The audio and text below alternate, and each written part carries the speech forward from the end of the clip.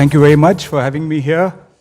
It's a strange situation to be in after a very exciting session which had me spellbound too, and suddenly to move from India, Pakistan to something that's happening within our bodies.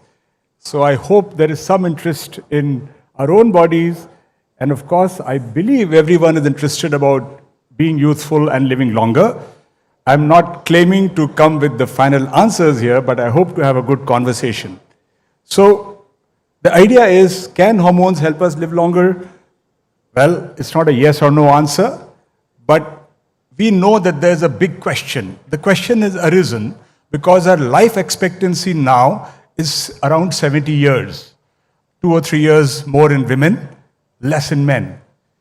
The fact is that our life expectancy in 1947 was 31 years. So we have a huge population that is rapidly growing, which is in the 65 plus or 70 plus age group. And that's where the problem. So while we've managed many aspects of nutrition, infection, vaccination, so many things to help our people live longer, they're also living longer at the risk of being exposed to many of the conditions we never saw before, because there weren't that many older people. So health span is very important. Living longer alone is not enough. You need to live healthy. And I think that's the key. Living healthy is the important thing. If you live to be 90 and the last 5 years of your life you're spending in and out of the ICU, it's not a great idea. Not that we can prevent it always. On the other hand, if you live till 85, but you actually live healthy till 84 or 85, then that's probably a better option. So health span is very important than just the number of the lifespan. What are the number of healthy years that you've lived? And there are only 3 aspects, and Gulpanag and I will discuss those. One is GLP-1, which everyone talks about, Ozempic and Mounjaro, semaglutide, tirzepatide, all that stuff, which is changing the way we look at health and disease. Hormone replacement therapy, for a long time a no-no, but there are some changes there. What about testosterone replacement for men in their midlife? That's also a subject that is really important, and I get a lot of requests for both HRT and testosterone replacement. And what will be our key takeaways? I've already defined this. So sorry, I'll not be academic, but we need to know that estrogen is produced in our ovaries, in women obviously, and its production actually just falls at menopause. So unlike in men, where there's a very slow process, estrogen coming from our ovaries rapidly declines at menopause. So women have an event in their life, which is the menopause. It's also not a one-day event, over a few years, but definitely they have a sharp drop in estrogen. Now, till they have estrogen, they're protected from many conditions. Even heart disease is far lower in women, and one of the reasons they are thought to live a little longer than men is the estrogen that they live with. So, but unfortunately, fortunately, the way nature designed is that there is a sharp drop and it goes to 0 almost at menopause. So this is important to understand. The other important part is that, can we do anything about it? It's a natural human process. Why should we interfere with that? Well, there has always been an attempt to use estrogen in women who are at menopause. Does it make sense? We can use estrogen alone, or we can use it in another hormone called progesterone. But there is no doubt that not all menopausal women are the same. Some have a very difficult time with symptoms, with hot flashes, with night sweats, and we keep getting these requests for treatment. And clearly estrogen is the only thing that really works there. So if you have a sharp drop in your estrogen accompanied by these symptoms, estrogen may be the answer for you. Mood changes, sleep, all these things can respond to estrogen, which means for a few years that you use it, around menopause, you may have a decline in these symptoms, or actually quite a dramatic response in these symptoms. There are other things that women often look at, cosmetic things which we're not discussing now, maybe we'll have it in the panel. But very importantly, the reduction in osteoporosis. Now, some of us, when I started working in this field 25, 30 years ago, no one spoke about osteoporosis. India में नहीं होता है, ऐसे कुछ नहीं है, osteoporosis क्या होता है? But we realize that it's quite common in India. All of you, if you scratch your brains, think of elderly people in the family, would have had somebody who's had a hip fracture or, has been bedridden because of fracture. Think of people in their 70s and 80s. It's not uncommon at all. It's quite common in India. And estrogen clearly protects the bone. The moment our estrogen level goes down at menopause, calcium leaks out from our bone. So that's another area where there's not too much controversy about estrogen. But there are other things. It's not that simple. Otherwise, we would all be there. The important part is that when you use estrogen, you're also worried about side effects. The side effects which will be discussed are in a particular, the whole phobia about estrogen is linked to breast cancer. Uterine cancer is managed, but breast cancer can be a huge phobia, and we'll discuss that. Also, the fact is that if you use estrogen in younger women, you're pretty safe as compared to what was considered unsafe earlier. And why I'm saying that, the study that based all of this is the Women's Health Initiative, which followed up women, and this study was released in 2001 or 2. And I think the important part it showed was that there were increased risk of breast cancer, increased risk of blood clotting. Those are not good side effects. But the fact is the mean age of women in that was 63. Now, the moment you sift the data, and now you have follow-up till 2024 on that, and even at that time, a lot of us, including, I can say myself, in international forum, some of my Australian colleagues used to fight all the time that don't diss HRT for this reason. Because it has not shown anything adverse in women at 50, 51, 52, 53 in that same group. It's only because the mean age is high, that's why you're getting an adverse impact. So, the fact there could be an age stratification where estrogen or hormones can be used or should be used for benefit, and not in the older women. So, a very simple thing to answer that was that till your vessels are still healthy, estrogen works, blood vessels. As we grow older, vessels go thick and hard, and then estrogen may not work and may even be counterproductive. So that's theory, but that's how it's been explained. We already spoke about these, and we can discuss this as we go along. So in 2025, why are we having this session? Why didn't I go straight on the weight aspect? Is because FDA has changed the label for estrogen. And it said that women are being deprived of choice, deprived of the benefits of HRT based on data which is misinterpreted. Data is very much there and it's very correct. But the fact that if you look at younger women in their category, in their criteria, 10 years of menopause, they actually have a lot of benefits. So that option should be kept open, and don't dismiss HRT. They've removed the label. They've removed the black box warning on that saying that no, can cause this, etc. Because there is a difference in that. And also, when we look at younger women who've undergone surgery for their ovaries and uterus, the benefits are striking. So if someone at 40 has undergone surgery and ovaries are not there, they're dramatically benefit by use of estrogen. So that's one, again, age. The younger the age, the more the benefit. So even mortality reduction has been shown in that very clearly. So the sentence the FDA used, and that's why I'm saying this, clinicians have systematically underprescribed HRT because of an overestimation of risks stemming from outdated, non-age stratified data. I mean, those are strong words, but those are the words of the FDA. So, and very quickly, just 2 lines about male testosterone hormone.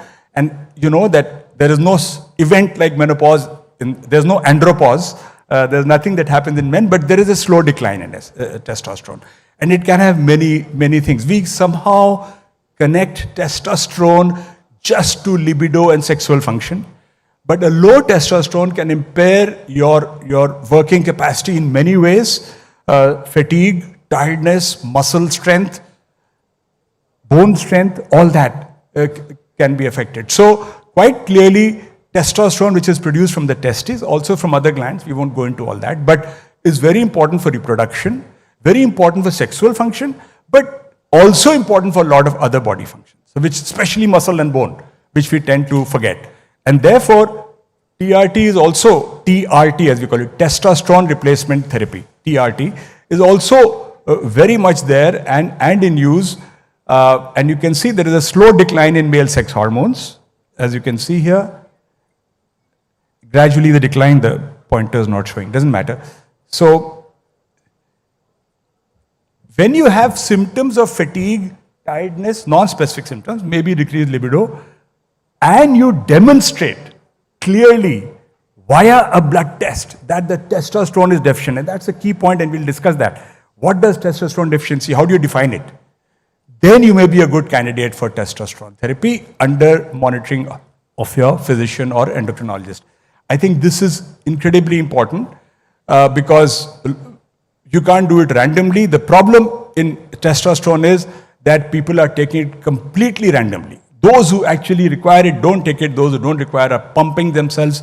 Every gym you go, every bodybuilding sort of competition you go, and I get so many youngsters who are still in their 30s, and they've taken astronomical doses of testosterone. And now their testes have shrunk, their sexual drive is gone, and now they're getting married, and now they don't know what to do. And they take like 5 to 10 times the advocated dose of testosterone because you're using it for a different purpose. I'm talking purely of maintaining health. So testosterone therapy, where it should be used, again, is not being used, and where it should not be used is being excessively used. There are issues about prostate there, and we can discuss that, but in one line, prostate issues are almost now negated. If you've done a baseline prostate exam, testosterone doesn't really cause prostate cancer. So that's one important point. And the last 1 or 2 minutes are what everyone's talking about these days. So I switched it around and put this at the end, and that is the weight loss drugs, as you call them, and that was the title of the book that we spoke about, The Weight Loss Revolution. GLP-1 agonists, in common parlance, you know them as Ozempic and Mounjaro and Wegovy and semaglutide and tirzepatide for us, for doctors, right? So these drugs have clearly changed the way we manage chronic health conditions, both in terms of prevention as well as treatment. And while everyone may think it is just, they produce a lot of weight loss, and that's why they're great drugs, actually they are health modifying drugs. They do much more than produce just weight loss. And weight loss alone cannot be the criteria for evaluating these drugs. So that is wrong. Of course, they produce weight loss, which is fantastic. We never had tools to help people lose weight earlier, but we do now. So we had either diet, lifestyle, or we had surgery. We had nothing in between, a whole vacant area in between. And that's where these drugs fit in, if required. And definitely they have changed the way, and I predict that they will change the way that human health is managed. Not to take away from the basics, but these drugs have added a great deal. So, huge amount of discussion and editorials on will they actually increase our lifespan? We don't know that yet. But let me tell you a few things here. Whenever you are treating disease properly, if you treat your diabetes properly, maintain your numbers at target, if you treat your blood pressure properly, if you treat your cholesterol properly, you're already increasing your lifespan very significantly. So we should not forget disease management is one very important part. Prevention is very important, but if you have a condition, you need to manage it. Sometimes people say, I do everything right, so I don't care about my numbers. Not correct. So disease management is the basis. And then, why GLP-1s have become important? Because they reduce the risk of heart attacks. They reduce the risk of fatty liver. They actually treat fatty liver. They reduce the risk of kidney progression, kidney disease progression. So, it's all of that we are looking at, and that's where longevity talk, not just the weight going down, which is what has taken the world by storm, and people injecting themselves and managing all kinds of stuff. So that is the major question. All these things we've discussed, these 3 aspects, all have side effects. All you need to understand the side effects, talk to your doctor, do it under medical supervision always. So this is a picture, and I'm ending here, which I took on my morning walk last Sunday, I think. This Sunday it looks difficult because tomorrow is a meeting also. But this is right outside my house, and these are so the sun at this time seems delightful. February sun in any case is good. This is a phenomenon called komorebi in Japanese, where the sunlight comes through the trees. And isn't it wonderful? Same sun, you go out at 12 noon and you'll say, oh my God, what is this? So the thing is, everything depends on the timing. And everything depends on how you do it. So if you do things at the right time, the right way, you will get a lot of relief. If you do them at the wrong time, you may face a lot of difficulty. I don't think I'll go on further. I'll now open it up for discussion. I think Ms. Panag would probably take it forward.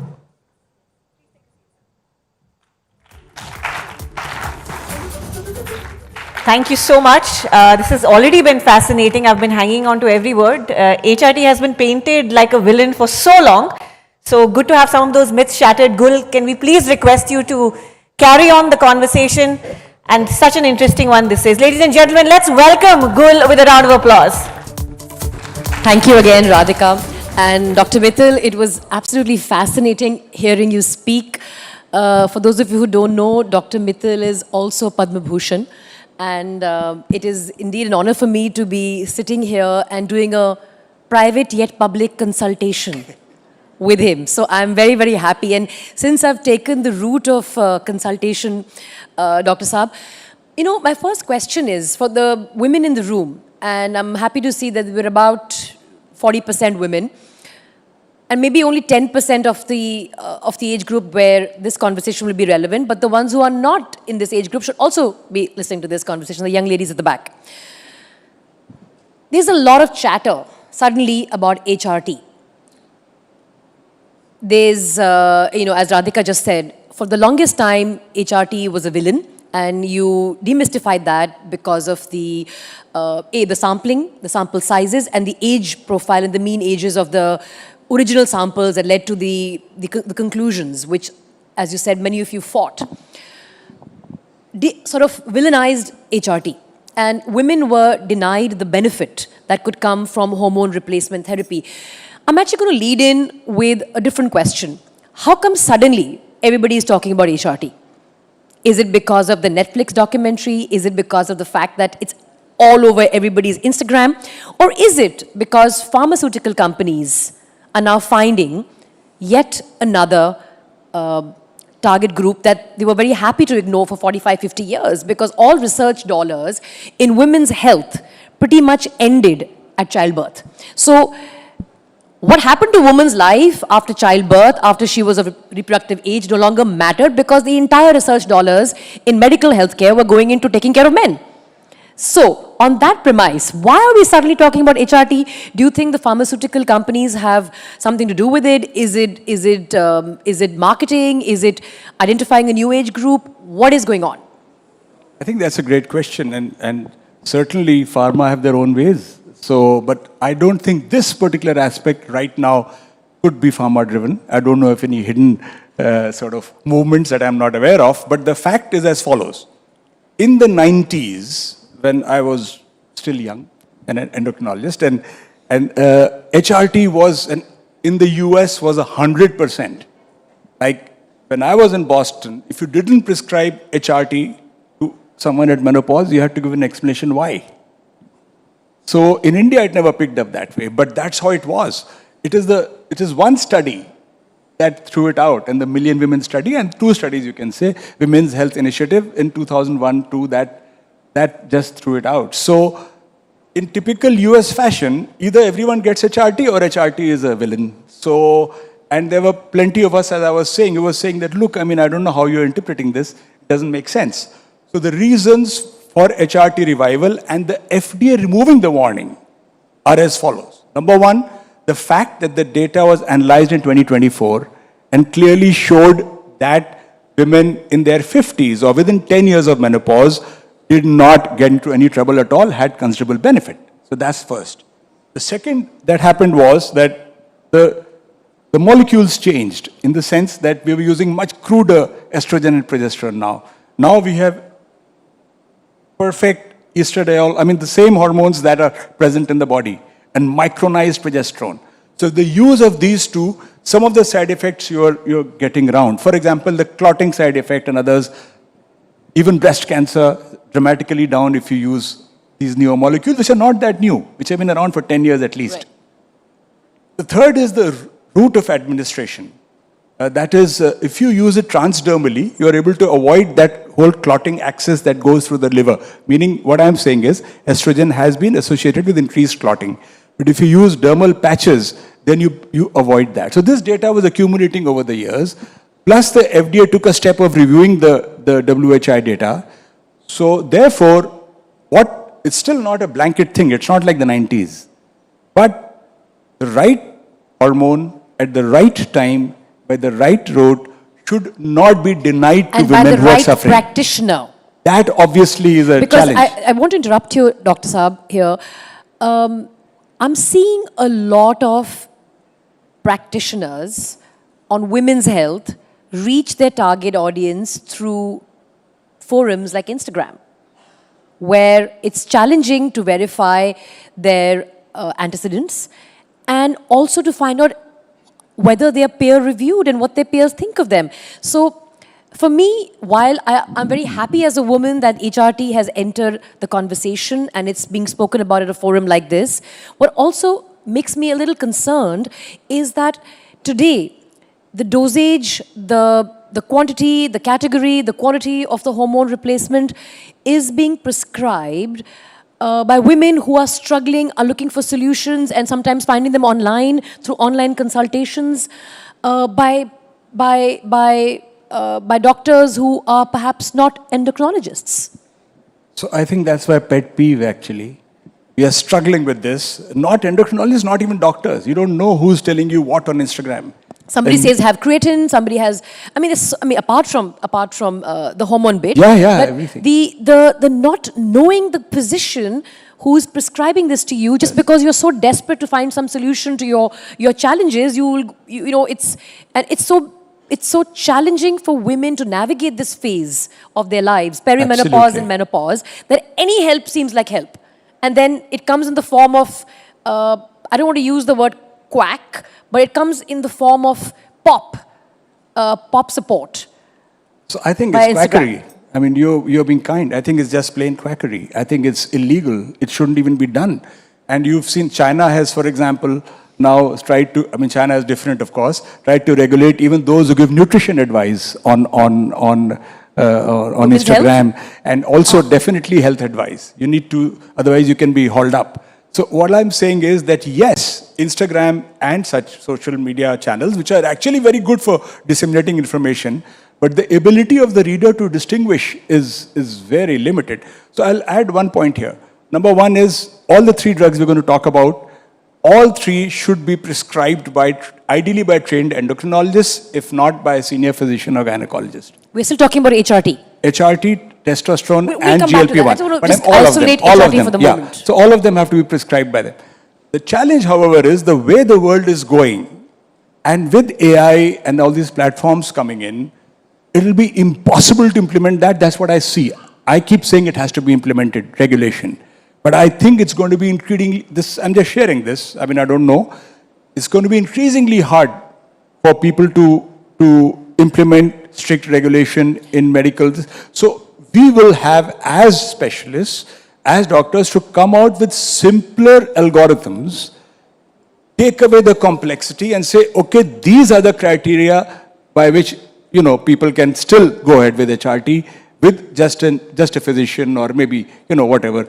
Whereas, if anything more than that, you need to see an endocrinologist. I mean, I'm just saying, this is the way my mind is working because it's impossible to keep up with the information that patients On bring these social days. media. Yeah. I'm going to come back to regulation in a bit, but very quickly, I want to address the elephant in the room, the red carpet elephant, the fact that today you're seeing that GLP-1 drugs have moved from diabetic clinics to red carpets, where when a metabolic drug becomes a lifestyle drug, does medicine lose control of the narrative? Yes, it already has. It already has. And should healthy people just wanting to take a shortcut to looking better be using GLP-1 drugs purely for aesthetic longevity? Well, absolutely not. Maybe I sound like an old fogey, but no. I mean, that's not the way it's supposed to be. These are drugs that were developed for diabetes, but are also very good for weight loss. Because weight loss in order to achieve better Health. physical parameters and better yes, health. yes. Defining obesity as a disease, which the WHO did in 1997, above particular cutoffs of weight, obesity is labeled as a disease. So you treat a disease, right? And then you need medication, you take medication from your doctor. That's it. As far as we are concerned, it is not an aesthetic drug, but it's already out of control. You're absolutely right. And it is a challenge to control these things. But the fact is that when you're treating someone with GLP-1, you're controlling their blood sugar, you're treating their fatty liver, you're protecting their heart, you're protecting their kidney disease progression. But to do that, there's always a risk-benefit ratio. For someone to lose a few kilograms, 3 or 4 kilograms before her daughter's wedding, or this lady who I saw just last week, who is all of 45 kilograms. And she wants to be 42 because she was that in college. She's now 50. I mean, what do you do? This is like that's bizarre. where we're seeing that the medicine bit has ended and the enhancement culture Yes. has begun, where we're creating a generation that believes pharmacology can actually replace discipline. I mean, we were talking about this in the lounge, Dr. Saab, that there is no supplement for clean eating, regular exercise, and good sleep. These are the lifestyle choices we need to make, not maybe choose pharmacology, which is now the new replacement for disciplined lifestyle. So there are two aspects to that. Number one, when you talk of longevity, the best hacks are the same that we were told from childhood. Eating healthy, exercising regularly, sleeping well, not smoking, no alcohol, and of course, reducing your stress as much as you can. Trying to maintain an ideal body weight. These are the lifestyle hacks. Probably you are the best example of that. So these are the lifestyle hacks that won't change. We are looking at the fact that some people cannot control their cravings genuinely. One of the challenges I have is that, and I'm sure she's not like that, but people who are like Gul actually look at every fat person with a certain degree of disdain and khata bahut hai, aise hi bolte hai, willpower nahi hai. But that blaming has to go, because some of them genuinely have a problem. They have a problem in their brain wiring. They cannot control their cravings, and that's why these drugs are so successful. So you spoke about hacking, Dr. Saab. Is biohacking real? I mean, can you biohack and become a more youthful version of yourself at 60 than you could potentially have been, let's say, 20 years ago today? I mean, for a fact, I think the way we see aesthetics today has changed dramatically. Today's 60-year-olds are not the 60-year-olds of 20 years ago. So, is biohacking a reality? And is being able to use hormones to supplement your lifestyle, in whether it's HRT or it's GLP, a part of biohacking? I suppose yes, but I don't agree with it, but I do think yes, because that's what is happening. As I said, I am conservative in this. I'm a big user of GLP. Reasonable But you won't give me a HRT. GLP pen, even if I'm your friend and I befriend you. No. It's all my friends who are creating problems for me, or their wives, because they want to get into their, So only the wives want to look better, the men are happy with the way they Men are look. actually not very bothered. Sometimes I find men who will come and say, you are 120 kilograms, you need to do something. I'm quite fine. I feel fine. I don't feel anything. They would rather go for TRT. That's a separate story. Yeah, but I want to hear that very quickly. So they're okay with being 120 kgs, but they would rather go for testosterone replacement therapy as a shortcut, right? So it's instant gratification world where you don't want to exercise, eat right, sleep well, abstain from the things that could damage your body, but want quick results through GLPs. And similarly, you don't want to lose weight, but I'll take TRT. So again, if you used in the wrong person, TRT, testosterone is not a great drug, but it is an amazing molecule which gives us a lot of power to help our patients who are truly deficient. So one example, and you hit the nail on the head when you're saying, even when you treat people with GLP and if they lose a lot of weight, their waist goes down, then testosterone also improves actually. So testosterone is also linked to our metabolic health. But keeping that aside, there are still a very substantial number of people, maybe 20% in some studies, who in their midlife, men, who have fatigue, tiredness, loss of libido, loss of interest in everything. And when they measure their testosterone, which has to be measured at 8 a.m. in a fasting state by a particular technique, sorry to be technical, but it has to be like that, otherwise you get all wrong results. If it is low and you have these symptoms, it can really help you. So nothing wrong with that. Preserve your muscle. You know, Indians don't have muscle mass. We can do strength training. So of course, that is a given. So this is an important point for both these things, which you said. And I missed emphasizing that. So one is that, the hacks we talked about, but also the fact that if you're on any of these drugs, so if you're on GLP-1, if you're on Ozempic or Mounjaro, you choose to go down that path, a doctor agrees you're a candidate, please do not do it without proper lifestyle measures, which includes, in particular for GLP-1, enough protein in the diet, and not just the kind of exercise people like I used to do, walk or yoga. You have to do strength training. You have to add that. Why this talk of strength training? Suddenly in India, everyone's talking about strength training because people are losing weight. And muscle mass and bone density. Absolutely. So because people are losing weight now, you lose weight. So if you are 100 kilograms, let's say someone is 100 kilograms, and you become 80 kilograms with the help of GLP-1 drugs, you lost 20 kg weight, fantastic. You're feeling better, your sugars are fine, everything is good. But you've lost about 4 or 5 kg muscle, by the way. So unless you do that initially, when you're starting out in the phase of rapid weight loss, incredibly important, we actually for the first time have started giving exercise prescriptions. Right. That you please jolly well have to report what you've done. And the same thing about protein. Another thing about protein, we are also sometimes very stuck. Our traditional diet, हम तो घर पे खाते हैं और हम तो vegetarian हैं. The two standard answers that are here. Nothing wrong, both are good things, but you have to ensure adequate protein. Even in that, you have to ensure. So if you're not going to do that, you're not a candidate for these drugs. Dr. Saab, we're actually out of time, but I do want to speak about two things.